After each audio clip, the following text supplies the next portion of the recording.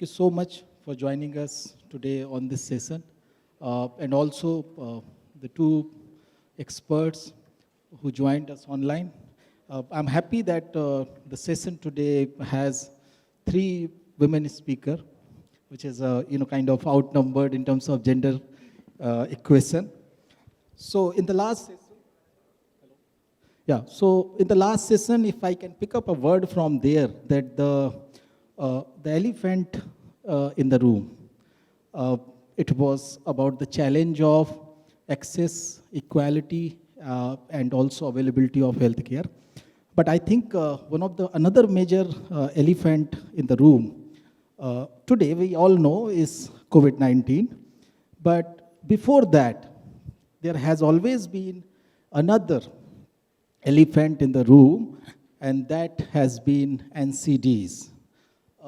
NCDs, all of you know, non-communicable diseases, nearly kill 6 million people in India. 6 million, that means 60 lakh people are killed because of NCDs, and that too annually. Not to compare, but if I just put it against the number of fatalities or mortality because of COVID-19 in the last 2 years, the total number globally is 53 lakh. And if we see, around 60 lakh people die of NCDs in India alone every year. So that is the number, and that is the magnitude of the diseases that we are going to discuss. And we have some, a wonderful set of panelists today. So let me begin, since we have more women speakers. Let me go with, first with Dr. Walia. Dr. Walia, cancer, one of the, I think, something which, everyone get a sense of fear when we talk about cancer, when we think about cancer. But that is not something which is rare. Almost, I think, 12, 13 lakh cases are diagnosed in India every year. And out of them, mostly because of, I think, the late diagnosis, many of them die as well, especially in the areas which are not that well off or not well served.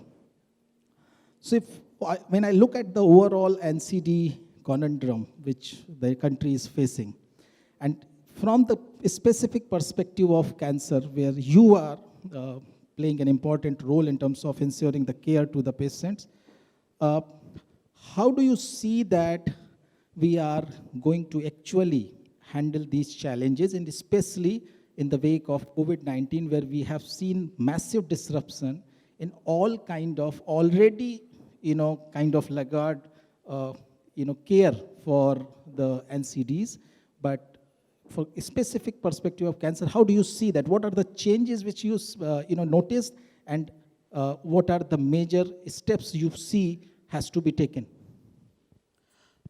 Really, Kamal, I am really glad that you brought this very pertinent question. And all along, for last 2 years, it has been a major thought that has been coming to me again and again, that somewhere in a fight against COVID, we had forgotten there are other diseases too. And there are other diseases too that can be equally demanding, and they are equally life-threatening. So in our efforts to control COVID, when new guidelines we had almost every day, suddenly you will know that the entire hospital has become a COVID hospital, or so many 80% beds dedicated to COVID.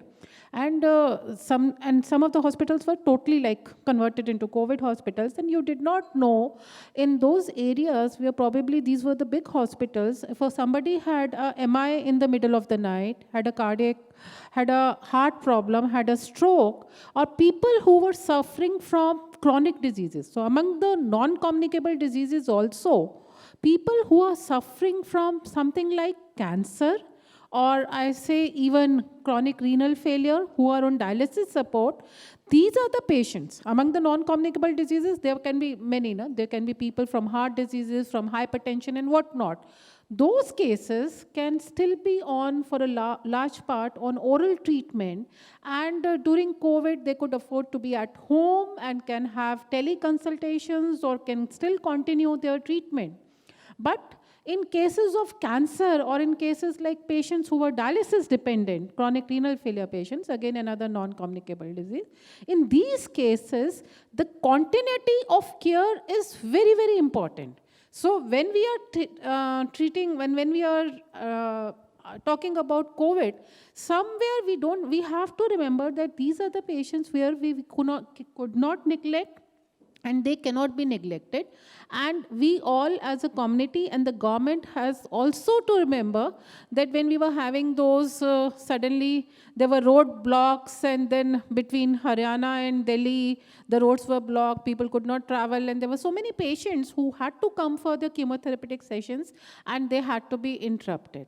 So how we dealt with the problem, needless to say that it was a very difficult thing to manage, with many of our healthcare workers down with COVID, many of our healthcare workers not able to reach their destination, many of our own staff not able to reach, for example, daycare, where chemotherapy has to be started, and the appointments are given a way ahead, maybe a month ahead, and chemotherapy has to be started like somewhere, I say, at 8 a.m. in the morning, and there's already appointment, and we will suddenly realize at the last minute that my doctor is stuck at the Haryana border because of a sudden announcement and he cannot cross the Haryana border. So yes, manpower issues were there, which we managed, definitely we had to manage. There were no answers, but again, a lot happened for the treatment of these patients. And what did we do for the treatment of these patients? We modulated the treatment as far as we could.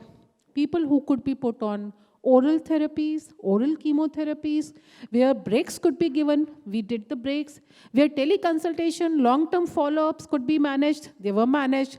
But yes, there was still a substantial number of patients where we could not interrupt treatment, and we had to tell them that they have to continue with the chemotherapy sessions, because that was also something very important. So you saying that there has been several aspects of disruption which happened, both in terms of the hospitals were shut, and where many of them were completely focusing on COVID. Apart from that, many other aspects, in India, and especially when the cancer care, quality cancer care is normally concentrated in the large cities, I think a large number of patients have to travel, long miles before they reach to a hospital, and that was also not available that time. That's one aspect which definitely had added to the existing cancer burden. We may not have the immediate data right now, but at the same time, I think over the period it will be realized, because many of them could skip their screening or maybe chemotherapy sessions and all that. Dr. Desai, so when the COVID had its impact on NCDs, from cardiovascular diseases to diabetes to cancer to stroke, and and might have a substantial mortality in the absence of care in acute cases. There has also been another major burden in among the same people, because when you are not able to earn for your family, when you are not able to, meet to your family members, which was one of the outcome or, byproduct of the lockdowns or COVID-related restrictions. And on top of that, if you are ill or somebody in your family require immediate care, and you are not able to take them to the hospital, despite the fact that you may be living in a city like Delhi or Mumbai, which are, flush with best of the healthcare, it puts a massive burden on the mind of the people, and where that lead to the mental health problem. What is your observation, being the, I think, foremost expert of mental health in our country? What has been this burden? Do we really realize how big it is? Thanks, Kamalji. First of all, I must congratulate you and the ISW Council for your Foundation Day, really. For some years, I have now been with you in various fora. Dr. Minu Walia ji and we were just saying to each other, I was saying to her that we only heard about each other, we haven't met, and so we're meeting in person for the first time. And yet I might want to continue from what she was saying. See, this whole in a lighter vein, partly, but seriously, this whole issue of prioritization and concerned professionals or activists feeling kind of secondary or tertiary, or like a stepchild, has been a perennial experience for psychiatry. Psychiatry and mental health has always felt this, like you were feeling last 2 years, unfortunately. But I'm making that remark in a lighter vein only to Kamalji come to the major point. About 25 years ago, or a little over 25 years ago, actually 30 years ago, 31, 1990, the first data set from World Bank and WHO project on global burden of disease, and then a few other publications in the mid-90s, brought the whole focus from mortality-related health priorities to morbidity-related health priorities, which helped NCD and mental health included. That got entirely twisted in these last 2 years again, because the focus went back to transmissible, communicable diseases with high fatality. So I have often thought in last 2 years that it seems that the life has come full circle. Developing countries, especially, or developing or kind of middle-income countries like us, as we argued in the 90s, and was still valid for till the second decade of the century, actually had the dual burden of disease. I'm saying that, pardon me, I must say, besides being a mental health professional and psychiatrist, I'm also a very interested and trained public health professional, and so allow me to take the larger view, including mental health. So in last 20 or 25 years, it was kind of becoming clear that while the Western countries, after they had taken control of the infectious diseases, they were focusing on NCDs. Asia and Africa especially were kind of doing dual burden of disease, and so prioritization always difficult. As Miniju was saying what she was saying, I can remember any number of interactions in state government policy-making bodies or in Nirman Bhavan or anywhere else, and say, Daksab, it's fine, depression, schizophrenia, alcoholism is all okay, but people are dying of diarrhea and tuberculosis, and so how do you expect us to prioritize you or your work? Now that it's time, I'm also mentioning this for the idea that 2021 onward and 2022 onwards, now is the time for us, each government, each society, to see how are we going to do appropriate prioritization in terms of not just fund allocation, but provision of services, even in what I heard in the last session, in Ayushman Bharat, how are you going to achieve that? And that I think, Kamalji, is actually a big challenge. And I wish at some stage we start focusing on that. I'm also wanting to link that to the issue that I heard in the second half of the last session. Two issues that occurred to me. When you planned this session and I got the details, I was wondering, why do we still talk about mental health and NCD? Or why don't we just say NCD including mental health at base? Or mental health should actually get included in NCD, or all health priorities. But having said that, what I was hearing about IP versus OP prioritization actually applies to NCDs quite a bit, if not to all healthcare service delivery. Preventive, promotive, rehabilitative care being non-hospital based is something that we have understood for many decades, at least tried following. But the curative, therapeutic healthcare services being hospital based and inpatient based has been a huge pitfall again. NCDs, all NCDs, including neuropsychiatry and core psychiatry, mental health problems, has moved the locus of treatment from inpatient to outpatient. And that is something that, again, in terms of prioritization, we'll have to realize. Again, to say, with no disrespect to all agencies involved, including the governments, any number of times at various levels, especially public sector hospitals or even corporate or private sector, the fund allocation or the staff recruitment is as per the number of beds. And I'm tired of that question. In 22 years that I've been at IBAS, number 2 and number 1, 11 and 11 years old, that's how many beds do you have? And I say, look, that's not the only factor. What's important is what outpatient proportion do you have, what other community outreach services you have. So prioritization, one is across specialties and health burdens, maybe as per local GBD data. Two, we'll have to realize, to continue from the previous session, that one will have to make a huge paradigm shift for resource allocation, for staff recruitment, for a whole lot of other prioritization, micro to macro level, to see that the locus has shifted from IP to OP, including, I was just talking to this onco-surgeon colleague, day hospitalization.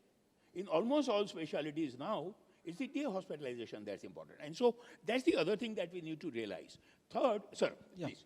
Sure. No, continue. I was just saying, the third is that I have had this passionate thing since the 90s that besides the core mental health issues, depression, schizophrenia, alcoholism, that we would like all healthcare professionals to become more familiar with and less stigmatized, the application of mental health knowledge and technology and behavioral science to all healthcare, especially NCD, is something that we need to do. I mean, I have often at IMA or other major bodies I played, and I'm willing to play this game again. Name any disease or health condition, not just NCD, including infectious or oncology. And I'll tell you not just the management aspect, psychosocial, but even etiological aspect.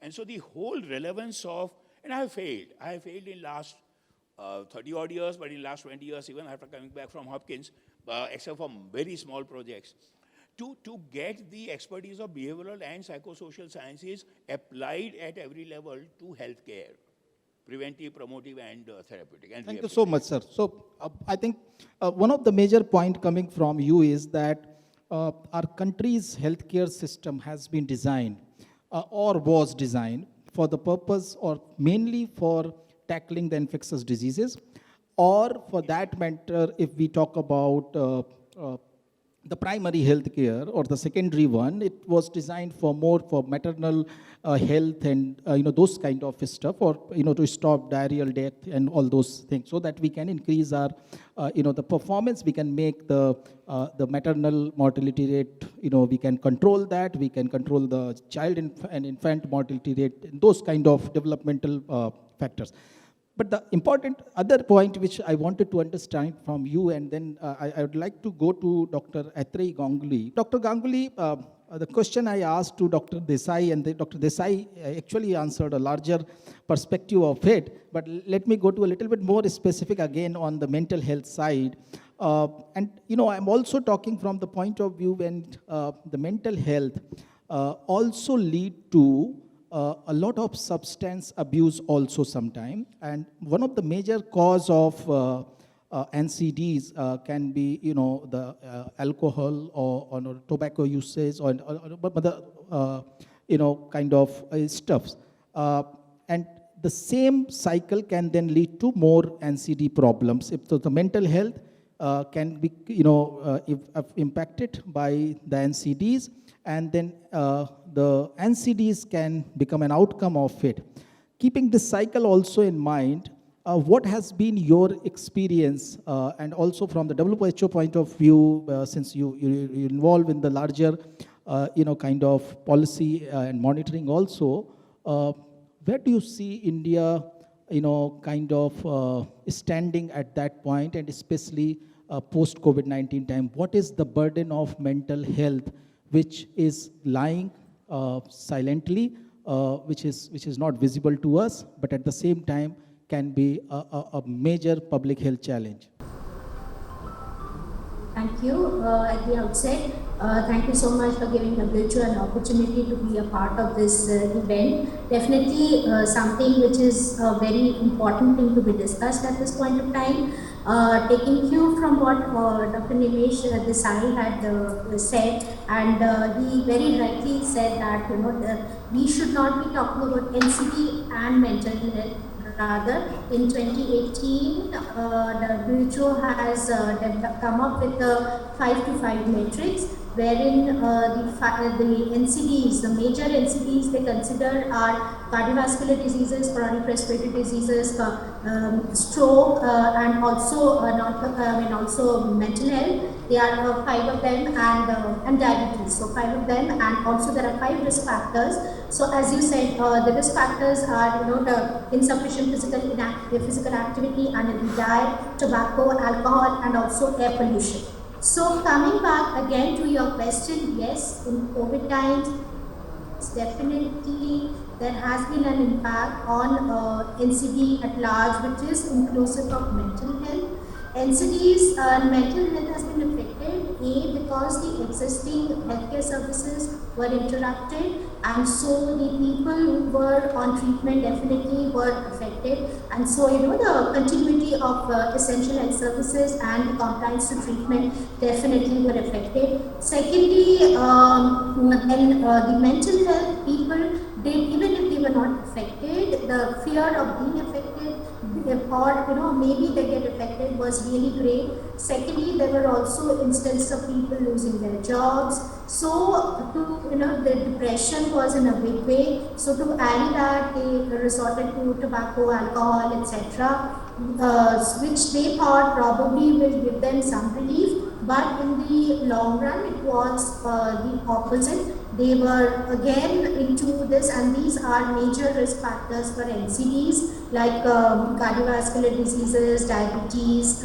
chronic respiratory diseases. So the vicious cycle continued, and definitely today, when we talk about mental health, earlier the perception was mental health disease, but now we are very much focused on the wellness part.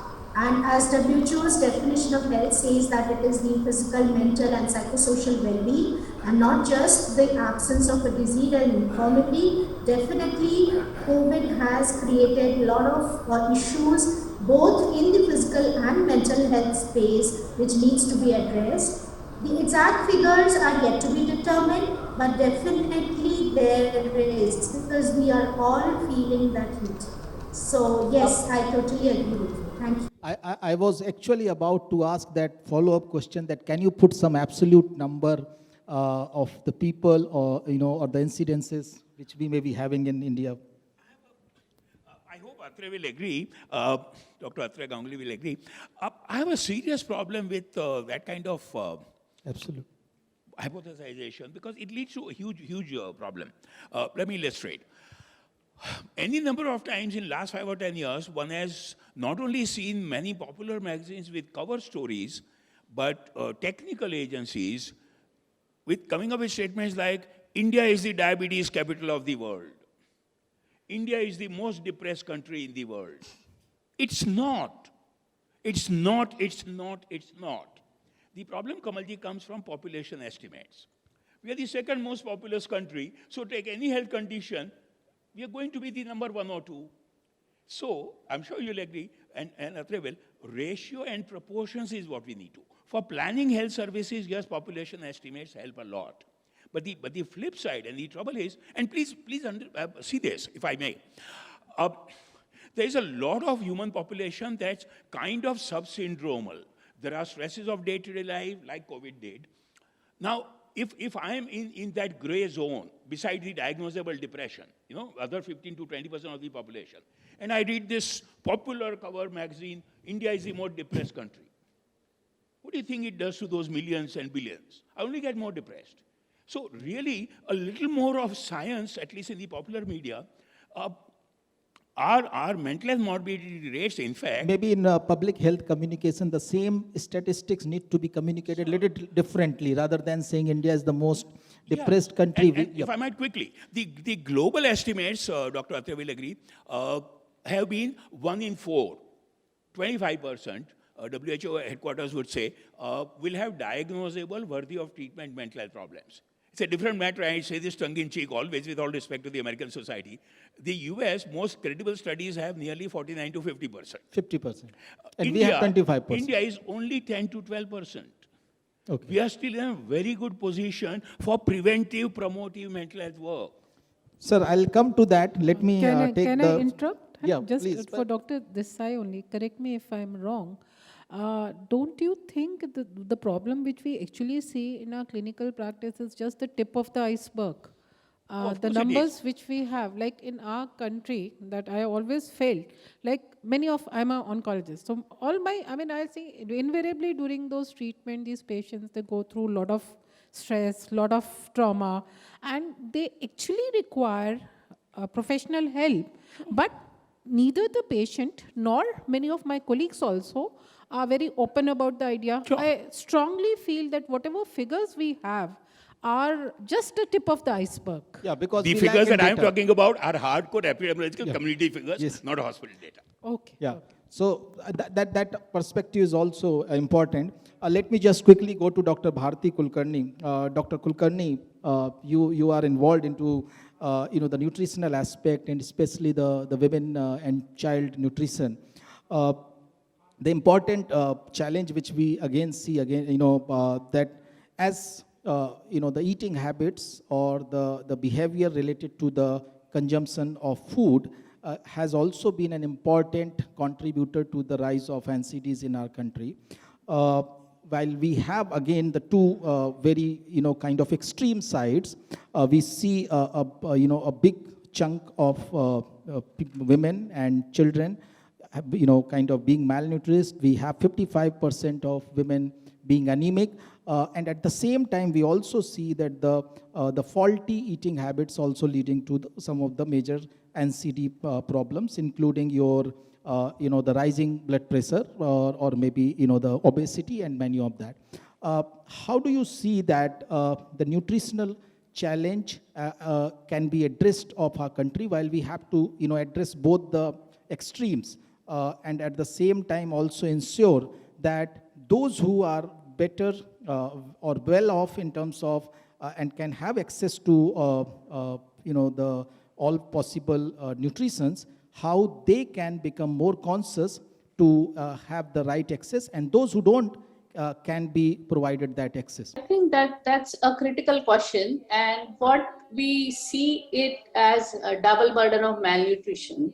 So on one hand, we have high prevalence of undernutrition, especially in women and children, including micronutrient malnutrition, which is visible in the form of anemia. On the other hand, we have high prevalence of overweight, obesity, as well as non-communicable diseases. So earlier, it was the undernutrition was restricted to low-income group and overnutrition was restricted to upper-income group. But we no longer see that. Even in the urban slums, the overnutrition is rising along with non-communicable diseases. And it looks contrasting that these are two different sides, but in fact, it's linked with our diets, which are predominantly cereal based, as well as we have low intake of fruits and vegetables. Indians tend to have very low intake of fruits and vegetables. In the low income group, the intake of animal source foods such as milk, egg is low, and that's the cause of undernutrition we see in the women and children, as well as high prevalence of anemia. At the same time, because of globalization, when there is affluence, we are undergoing nutrition transition. Whenever the affordability increases, access to processed foods increases, and most of the processed foods tend to be high fat, salt, sugar foods, and that leads to overnutrition and associated non-communicable diseases. Because of the power of marketing, what we see is, in fact, in the rural areas as well as underprivileged areas, we see the high fat, salt, sugar food penetrating, whereas despite the rural areas producing fruits and vegetables, most of it is transported to the city, and in fact the access to their own produce is much lower. So this leads to the situation of undernutrition as well as overnutrition coexisting. Many times it's in the same family that there is a coexistence of undernutrition as well as overnutrition. I think the answer to it lies in balanced diets, which are local, which are indigenous, which are the foods should not travel very long, because what we have locally is appropriate culturally, as well as there is a seasonal variation. For example, we have mangoes in the summer and there are other fruits. We do not need that it should be available throughout the year, because nature takes care of providing season appropriate foods, which if we have a balanced diet, and also which is culturally appropriate, including millets, because there is also a shift from foods which were available earlier. Like we had a large number of green leafy vegetables, which many a times we don't see them now. For millets were a part of, predominantly a part of diets, especially in rural India. But now they have shifted to rice, and millets have become again like no food which is available in supermarkets at much higher cost. So these are the forces which have which have shifted our diets towards more cereal based, and that too cereals which have high glycemic index, low intake of fruits and vegetables, and more access to foods which are highly processed and have high fat, salt, sugar. So I think there is a need to change it towards a balanced diet, which can be a double duty action, which will also take care of undernutrition in underprivileged group and overnutrition and non-communicable diseases in urban urban Thank you population. Thank you so much, Dr. Kulkarni. A very important point which you are highlighting, as we as a country are facing that double, burden of nutrition, where we have malnutrition and the excess nutrition and overnutrition, what we call there. The important point which I am seeing here is that the irony here is that, and which you also highlighted, that when the high fat food, the soft drinks, the high sugar, high calorie food have reached to, I think, the remotest part of our country or the villages, the health care in the same proportionate has not reached there. And while that, kind of we have changed the whole cultural, our diet habits or food habits, where more of a high sugar, high salt food are being served or being, easily accessible to the people of our country. But at the same time, when the same people develop an NCD because of that, they don't get that kind of care available to their vicinity. Dr. Julka, one of the foremost oncologists of our country, he has also joined online. Dr. Julka, welcome to this session on NCD, where we are trying to understand that how our country can actually tackle this, the major healthcare challenge which we are facing. Dr. Julka, from the oncology point of view, Dr. Walia has also shared that how COVID-19 disrupted the care largely in our country. I want to understand that, more fundamental question towards, on cancer-related incidents, and where we see a lot of these, factors, risk factors, which are related to many times, the behavior of the people are leading to or contributing to more cancer incidences.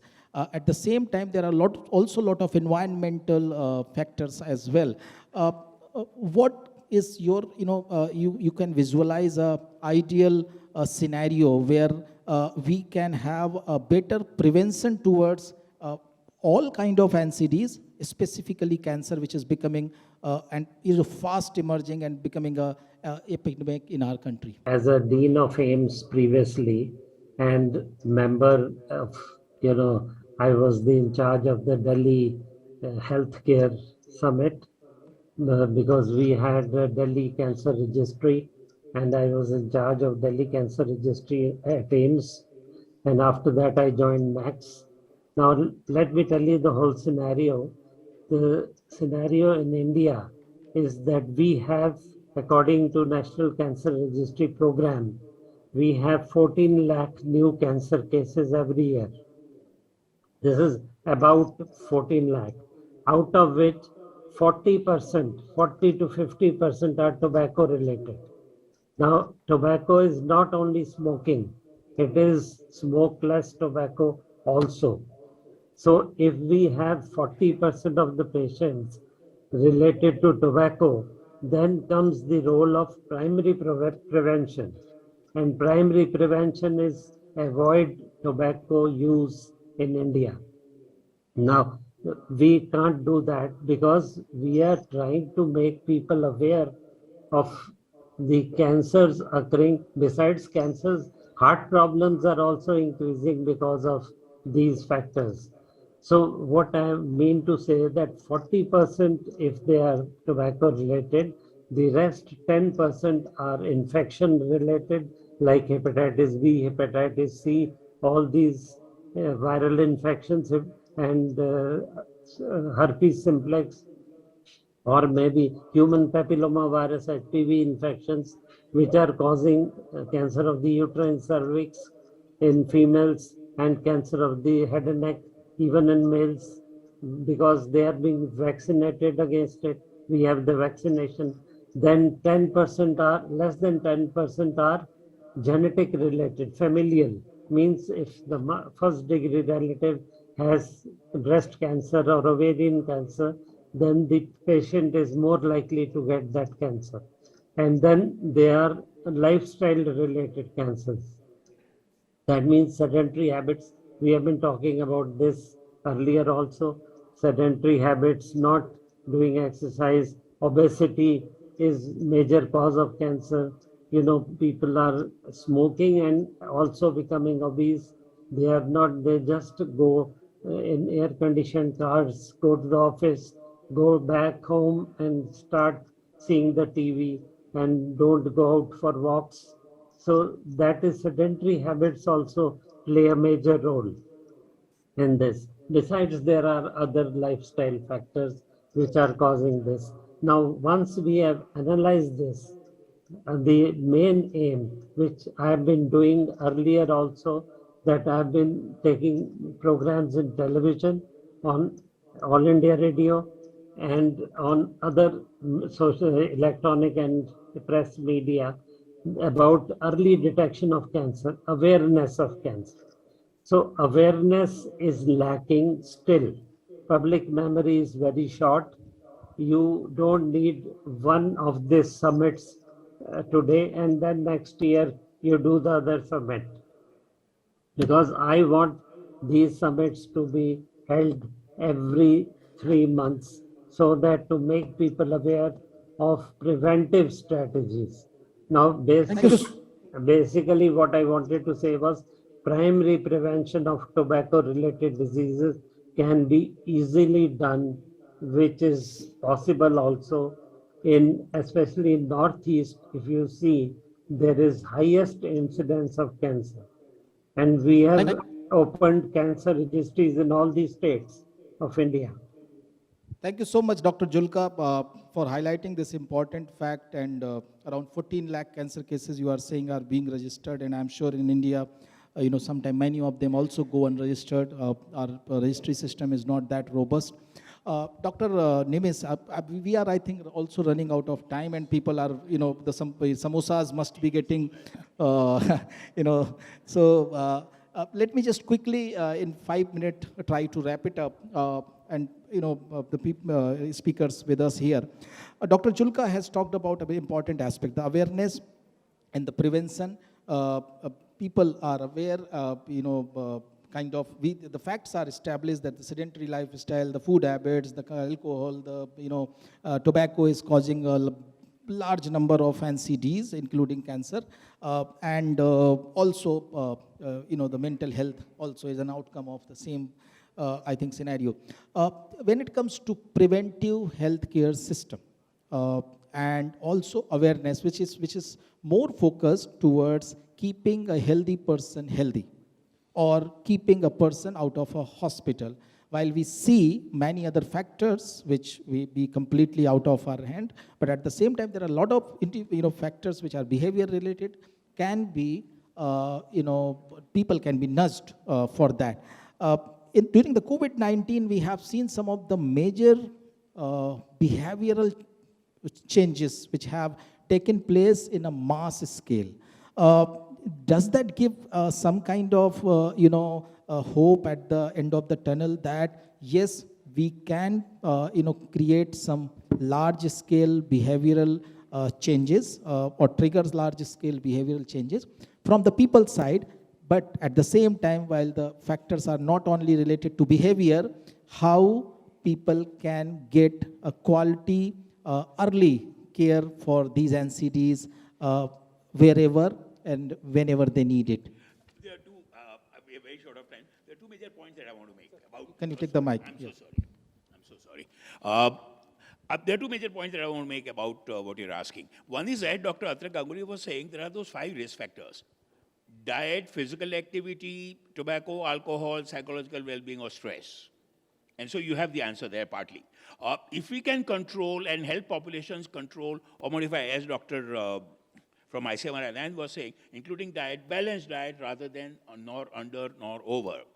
But the other thing that I want to connect with in post-COVID time is this. Let's look at it slightly broader, in line with what my friend Dr. Julka was saying and you're raising. What are the possible positive lessons that human race or societies have learned or can learn from this epidemic? And I'll try and summarize. 1, health is important. 2, science is important for health. Don't go by, 3, that, and linked to what you're saying. My own individual health or your health or community's health largely depends on our lifestyle and our behavior.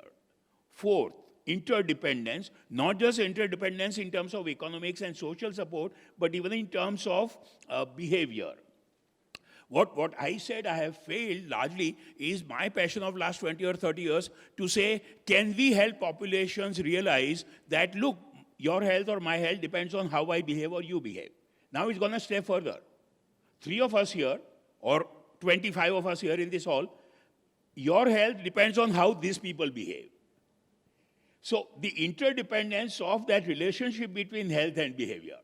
I may wear mask, I may do everything else, but if the other person doesn't, then I'm at risk. So the idea of passive risk that happened with passive smoking in tobacco, is now becoming important. Now, this is what I think are the lessons that we really have to learn and crystallize through you here and everywhere else. If we can start getting this message across, science as the basis of health, health being a priority, interdependence on every level, especially the relationship between behavior, lifestyle, and health, and interdependence of communities for how our health will be. Wonderful. I think very well highlighted points, and health is important, and so is science for health. And also we must understand the interdependency which we have when it comes to our health, and the interdependency also goes beyond the people around us. It is also on environment, it is also on the water we get, it is also on the... Sorry, can I quickly say, go beyond that. If you talk about core preventive or promotive mental health, it's socio-political economic. See, how will the psychological health of a population will be is far beyond even public health. It's economics and development and the social equity. Yes. So, Dr. Walia, what is the the blueprint which you see? How we can get a primary or preventive healthcare system around us, which can actually help us diagnose cancer on time if it is there, and also treat it, because that's how we can actually save more lives. So what is that healthcare system you visualize or you dream of? I'll rather say Dr. Desai has very beautifully wrapped it up and summarized the entire thing, that what the pandemic has taught us. Health is important and science is important whenever following health. Whenever following anything rather, science is important, and I think cancer is no exception. We have evidence from many developed countries that there are screening methods available. There are some of the cancers which can be screened, and there is scientific evidence to show that there is decreased mortality in some of the cancers which are very common, and where we can screen and we can probably detect them early. The fact is that somewhere the mindset has not changed.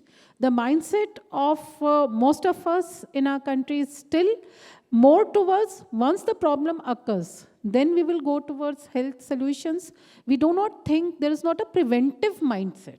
So the pandemic has also once again reiterated the importance of vaccines and the importance of preventive. So we need to change the mindset to actually tackle this problem.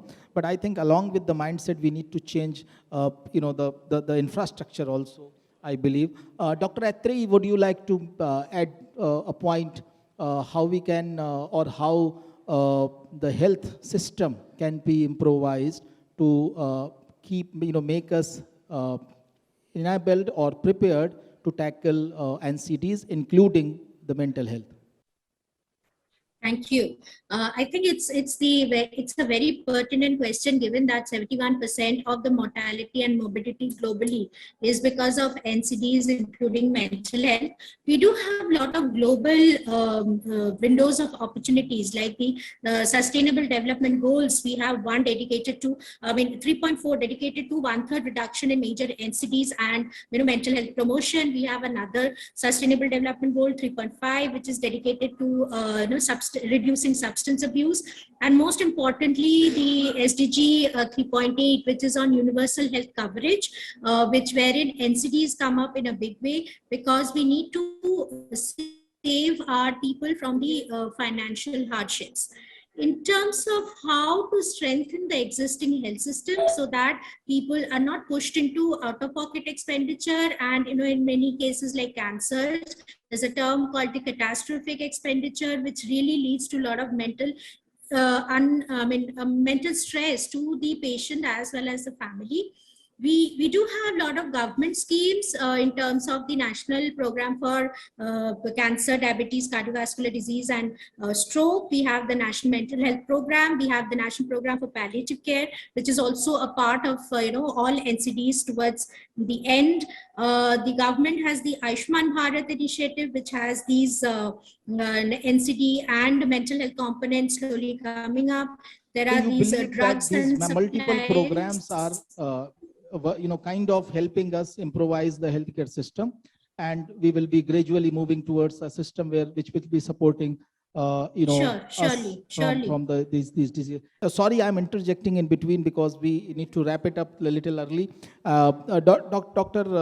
Kulkarni, your point, how we can ensure the access. So behavioral side is one aspect of how those who do not get access to the good food can get it, and what can be the blueprint for it. For a couple of points, if you may like to highlight. I think for healthy diets, people need availability, accessibility, and affordability of nutritious foods. And this requires, like for the underprivileged group, subsidies and making them available at an affordable cost. For people who can afford, they need behavior change communication, because many times knowledge doesn't automatically translate into behavior change. So behavior change communication is necessary. And also regulatory aspects are important, especially for high fat, salt, sugar foods. Regulatory aspects are extremely important, because these foods being palatable and also tasty, people tend to have it. So regulatory aspects would be important. So accessibility, affordability, availability of good food is an important. Behavioral change communication is important, so that people are choosing the right food. And most importantly, you are saying that the regulatory framework is also needed, so that, for example, multiple countries restricted the sale of liquor and tobacco during the COVID-19, and the same countries, later on, or the government started in a way promoting it so that they can revive their economy. Maybe the case of Delhi can be considered in that. You got the drinking age reduced post-pandemic, so that more people can get the access to the alcohol. Dr. Julka, your quick point, how we can create a more NCD, supportive health system. I always say that IEC, information, education, and communication. As Nimesh rightly pointed out, wrapped it, awareness is the key to success. First make people aware of the signs and symptoms of cancer, and as soon as they develop them, they should immediately report to the doctor. And there is primary prevention, which I told you, that tobacco-related cancers are too many. Even in any part of India you take, they are with alcohol also, they can be highlighted. That is primary prevention. Then we come to secondary prevention. As Dr. Wali was telling, that about secondary prevention can be done in early detection of breast cancer and early detection of cervical cancer in females. Breast cancer is the commonest cancer worldwide. And in India also, we get breast cancer as the commonest cancer. And fortunately, earlier we used to say 80-20 formula, that 80% come in advanced stages, only 20% are cured. Now people are coming in early stages also, thanks to our awareness of, as I told, print media, electronic media. Awareness is becoming more and more Thank you. often. And IEC is information, communication, education, which you are saying as an important aspect for people to kind of regulate their tobacco, or eliminate or regulate their alcohol consumption also. I'm talking about sorry, regulation only. Dr. Nivis, quick one so that I can. Everything is about awareness, prevention, granted, we are all saying that. Essentially, it's all in the mind. All health issues are in the mind. I'll give an example how it's, WhatsApp University is not a great thing to go by. You both said you should go by science.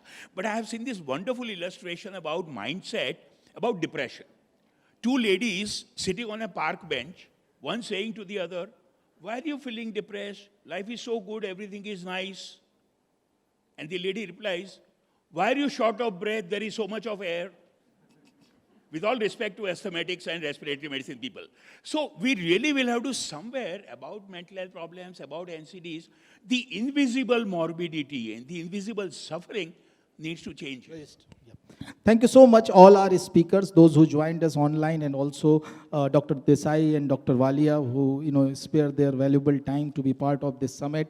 The previous two sessions, highlighted the socio-economic burden and the changes or transformation which we are seeing post COVID-19.